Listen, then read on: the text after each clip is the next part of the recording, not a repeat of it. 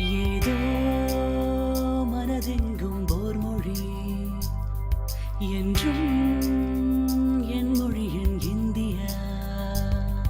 இந்த தேசம் யாவுமே என் சொந்தம், அந்த உறவில் கிடைக்கும் புது உற்சாகம். இந்த தேசம் யாவுமே என் சொந்தம், அந்த உறவில் கிடைக்கும் புது உற்சாகம். ஏதோ மனதெங்கும் ஓர் மொழி என்றும் என் மொழி என் இந்தியா.